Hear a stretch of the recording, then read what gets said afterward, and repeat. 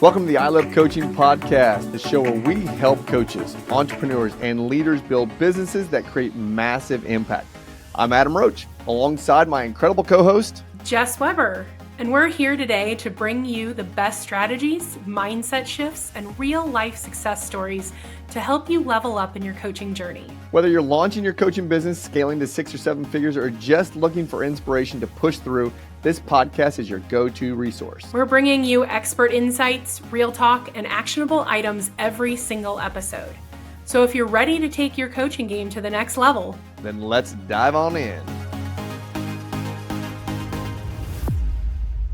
Welcome back, everybody. Welcome back to the I Love Coaching podcast. I am your host, along with my co-host, Jess Weber. You didn't even say Jess. Adam Roach. I know, because here's the thing. I was listening to some other podcasts the other day. It's like, we don't need to reintroduce ourselves every single time. People know that I'm Adam Roach. People know that you're Jess Weber. I think it's just like, hey, welcome back to the I Love Coaching podcast, everybody. I think that's perfect. So let's get into it. What are we talking about today? Well, let's do this first. Where are you, Jess? What are you doing? I am in Kelowna, Canada right now, which is a far trip from St. Louis, Missouri, my hometown. Yes. And I am here with a couple of my clients. So I work with an entrepreneur and his director of operations. And so I flew up here for a week to whiteboard the game plan for the future, to help clean up, organize, and systematize and simplify what they're currently doing, with the intention of kind of expediting the process for them so that they felt like the ball was really rolling. Because I don't know if you know this, Adam, but working with entrepreneurs, they have a lot of ideas and they want things to go fast. Really? That's an interesting statement. Don't think I've ever heard that before. Now, hold on. Let's pause for a second, because I know you did not name any names, but I'm going to go ahead and name a name. So you are working. So you've been coaching Alan. If you've been listening to our podcast, if you've been watching our social media, Alan Dick is the fitness guru that we've been following now for over a year. We've had him at the summit. We've had him on the podcast. We've had him in the community. And you've been coaching him and his director of ops to continue to build his business. By the way, you're doing an amazing job because he's exploding on social media right now. And Jess, I hope that you're giving him as much medicine, quote unquote, if you will, as much medicine as he gives us, or better known as hard time, right? Oh, yeah. Yeah. Well, they have an Airbnb, and so I'm staying at their Airbnb, and it's been lovely. But it also means that I get to come out of my little hole and join them in the hot tub, join them for dinner, all these things. So he's gotten plenty of Jess medicine. Good. I love it. Well, safe travels. Kick him in the butt for me. And I can't wait to hear what it looks like when you get back. It's going to be good. Okay, yeah. Jess, I have a topic here that I'm really been diving into that I want to share here. And you and I have a discussion, just as if we are doing one of our L10s or doing our Friday weekly wrap up, or maybe even if we're just having a conversation inside the community. And the topic looks like this, because I believe it's true. I don't believe in balance. I really don't. I do not believe in balance. I don't believe there's balance anywhere in our lives, in our world. I believe in alignment. And here's what I mean by that. Right. First of all, we've been taught through many books that there's no such thing as balance, right? Gary Keller's said that for years. There's no such thing as balance. There's always counterbalancing. And when I originally heard that, of the counterbalancing, I thought, okay, fine. I think of it like a pendulum or like a teeter-totter or I think it was a teeter-totter. Seesaw, that's right, seesaw. When one side's up, the other side's down. Yep. When one side's up, one side's down, and you're never equally apart unless, if you're a kid and one weighs 80 pounds, the other weighs 80 pounds, you might get stuck there in the middle. But I always think of that in life, right?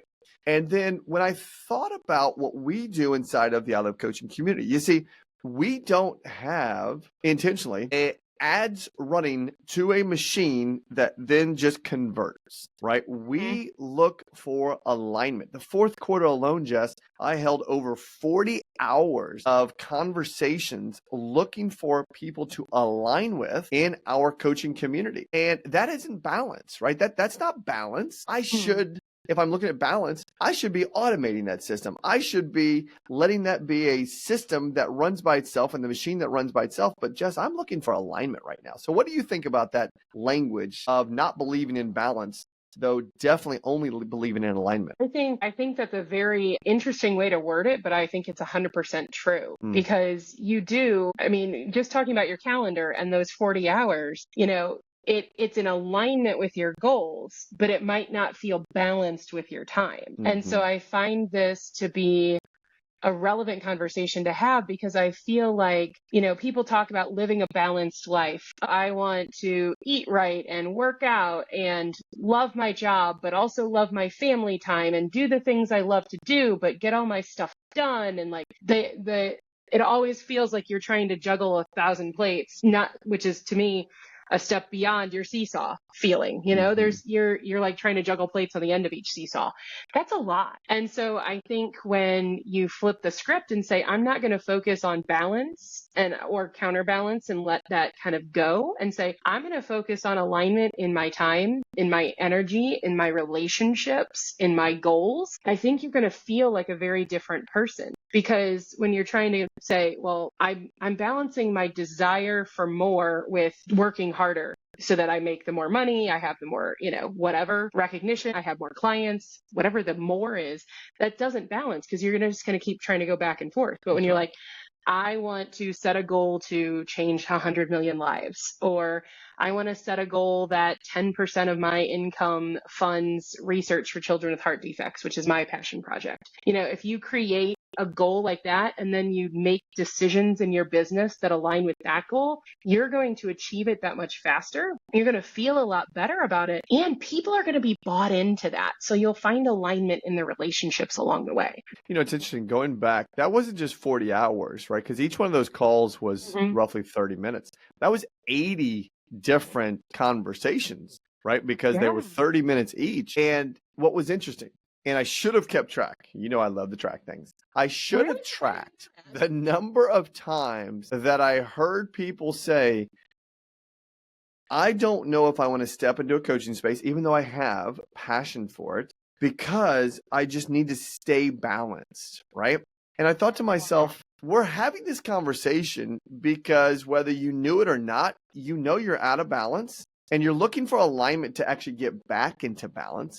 Though in the same breath, they may be a little afraid to step out and say, okay, maybe I'm out of balance and I need to find something else to bring me back into alignment so that I can actually achieve something bigger, better, faster, stronger in a shorter period of time. So let me ask this then. Would it be appropriate to ask you, do you feel like those people feel out of balance because they are entrepreneurs or employees? And that's where the lack of balance is feeling like I have a goal or a vision, but my current employee role or entrepreneur role is not in alignment with that. 100%. And they can't articulate that.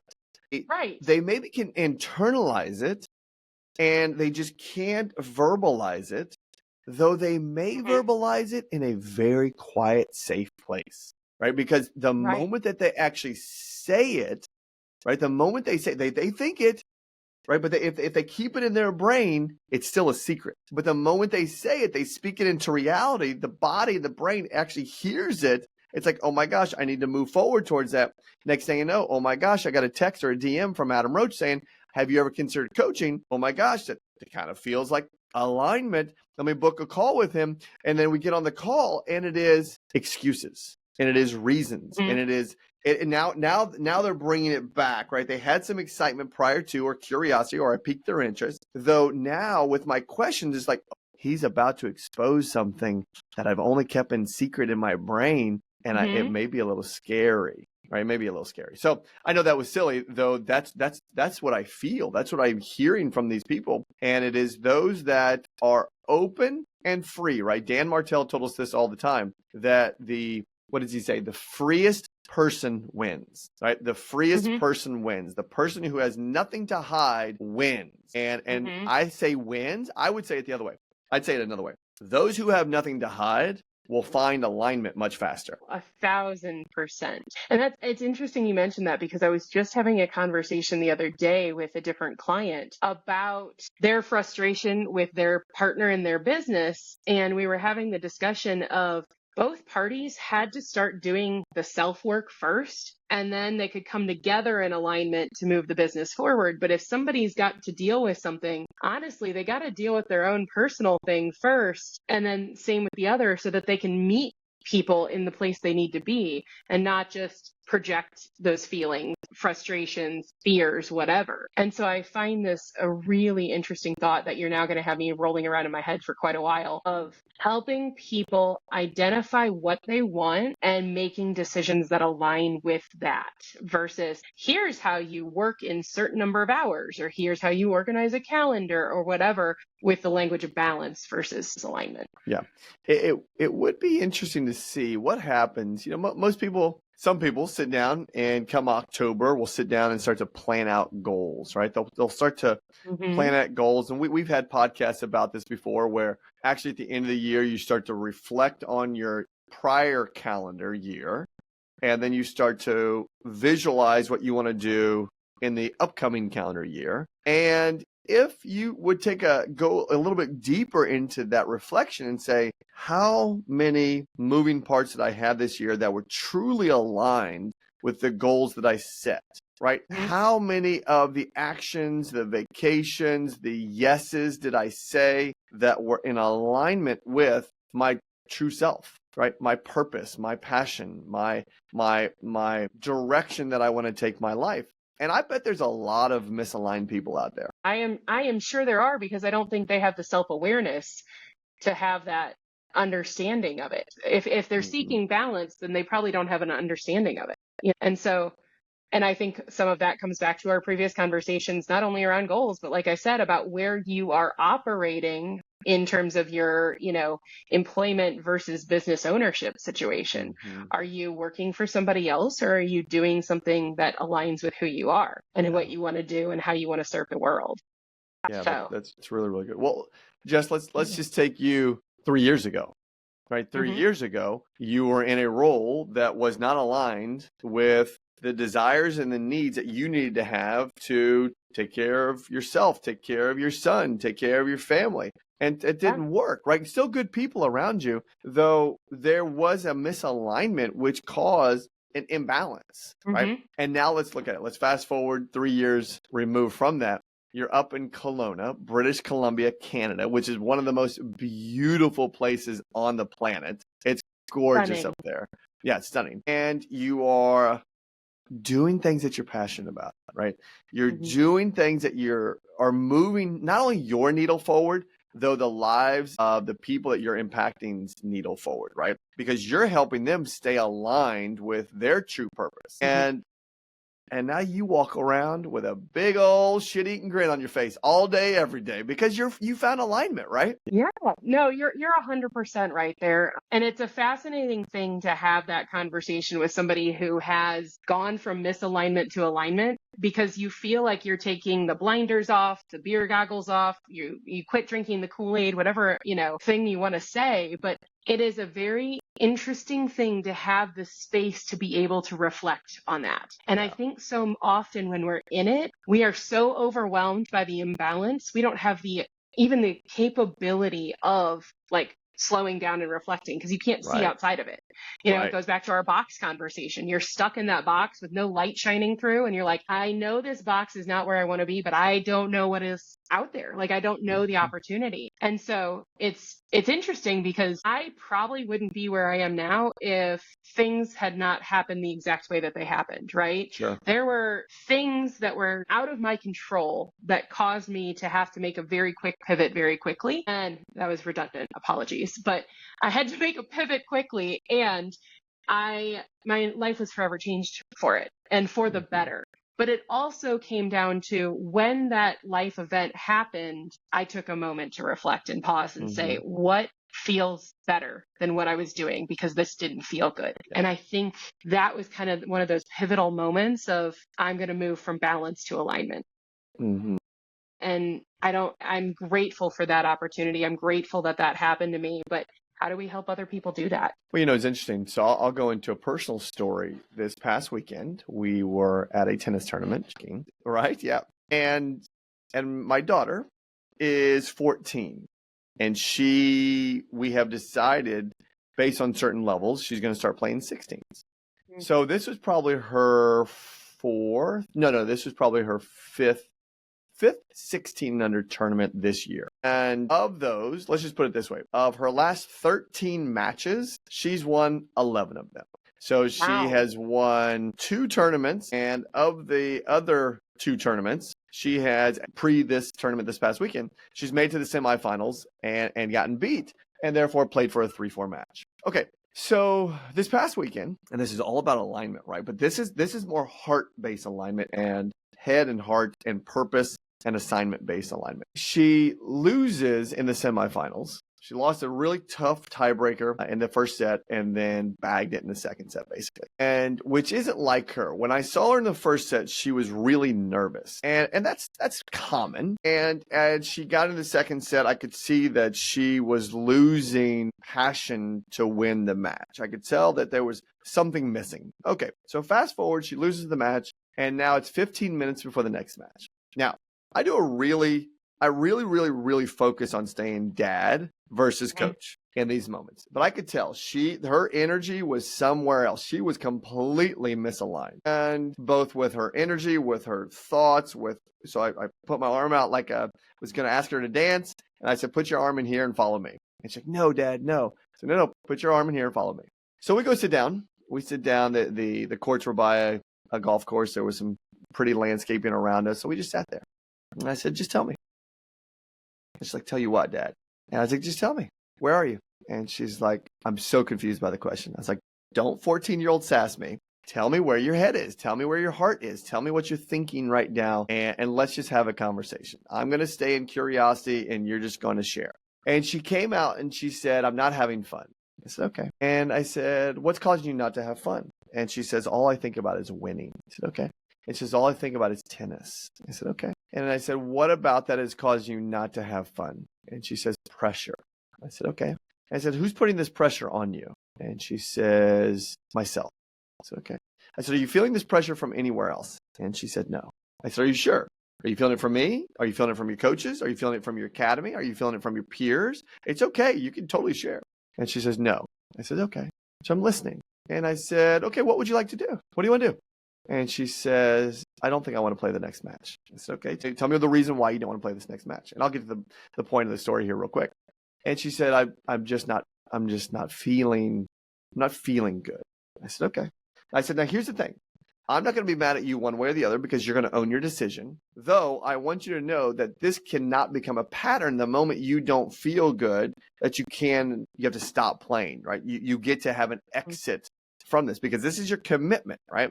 She says, yeah, I know. It's okay, fine. So she did. She withdrew. And instead of playing the 3-4 match, she took 4th place. And I could tell when they handed her the trophy, she was not proud, right? She was not grateful of the moment. So we had about a 2-hour drive back, and I just internalized. I didn't share, didn't think, didn't go into coaching with her, and just it hit me like a ton of bricks. She was out of alignment with what her true identity really is, right? She was wrapping her identity up in tennis. If I lose in tennis, I lose in life, right? If I lose in a match, that means I'm a loser outside because, well, at the end of the day, my identity is tennis. And that's what I heard her say. So she was completely misaligned. And I thought, oh my goodness, I've figured it out, right? She was attempting to balance being a 14-year-old girl and a successful tennis player, which she is, though she had put her identity into the winning and losing, which was a misalignment, which would never empower her to continue to move forward.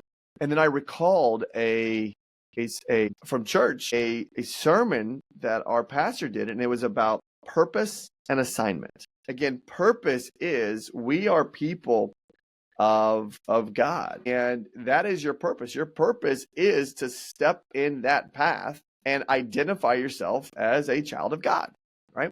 That's what we believe. And then your assignment is that of whatever you're passionate in, right? Your assignment is whatever you want to do to impact other people. And I thought, my son gets it now, right? Because my son gets it. In that same breath of that tournament, he had texted me and said, Dad, I want to get baptized. I was like, oh my gosh, Niagara Falls, right? And that's a whole nother podcast. Wow. So he gets it. He's aligned with his purpose and knows that his assignment is to stay in his passion lane of tennis to impact other people, where Amelia is not there yet. She's misaligned in her identity and thinking that wins and losses impact her as a human in her identity. And it's totally not true. And that is a long-winded story to talk about difference between balancing and alignment and how you can totally see misalignment even in our kids. It's a great story though, because I think it illustrates why people feel like they need balance is because they don't have alignment in their identity. I think you answered kind of our question through that of when you identify through your role, your career, your something earthly, or a selfish goal, right? I want to make X amount of dollars. I want to do this thing. Then there's not alignment when that doesn't get achieved. You That's right. feel out of balance. You feel frustrated when you can't make that thing happen because everything you're doing is wrapped up in that personal identity that feels unbalanced. And when you can say that my vision, my goal, my purpose is bigger than yourself, that is when alignment becomes the thing rather than balance. That's right. Yeah, totally true. I remember when I exited KW 19, we jokingly say, though we do see it, that there was a KW hangover, right? There was a KW hangover because my identity had been wrapped up in being up on stages. My identity had been wrapped up in being the recruiting bridge guy. My identity had been wrapped up in that. And that was the reason why it was a misalignment and the reason why we have the I Love Coaching community now, because this is definitely way more aligned with my purpose and my assignment. It is. And my core belief has always been to connect people to the knowledge, tools, and resources that they need to live their most impactful life. And so it's one of those things where I get to do that every day with you. And I love every second of it. Amazing. The 80-hour work weeks that I was doing before definitely did not align with that passion. I held on to what I was doing because there was a glimpse of it. There was an occasional teaser, a carrot dangling, if you will, of you pour into this now, you'll get the next opportunity. You'll get the next opportunity. But my identity was wrapped up so much in that. And I knew what I wanted to do, but I had too much fear to make the leap and go from balance to alignment until life kicked me in the teeth and said, you have to. And life will do that. Right. Life will do that. You can call it life. You can call it spirituality. It will reveal itself to you and say, I know you have control. I know that you have earthly control here and you can make choices, though in the same breath, things happen for a reason and you need to be aware of them. With Amelia, that happened for a reason. And I can't wait to sit her down, have a little bedside moment and share with her the value of understanding your identity, understanding your purpose and your assignment that then aligns with who you are as a human being to impact other people, right? Because it was really, looking back on it, she roomed that weekend hotel-wise with a newer student at the academy. And this individual had a very high peanut allergy. And Amelia at first was really concerned because she doesn't know anything about peanut allergy stuff. And she's like, Dad, what happens if? And what happens if? And it was really cool because at the end of the tournament, the parents sent a nice text saying, thank you for your daughter. And I'm going to use that as this is, here it is. You're impacting people based on your kindness and love and compassion for humans. Win or lose in a tournament, no one's going to know or no one's going to remember. But how you made someone else feel, we've heard that so many different ways, is truly going to be what your assignment is, which is aligned with your true being. 100%. I love this conversation. Like I said, you've been my wheels turning for a long time. It was a good one. So let's do this. So if you're listening to this, we're going to challenge you here. We're going to challenge you to sit down and look at your first half of your year, right? We are, Jess, I think we're going into May right now.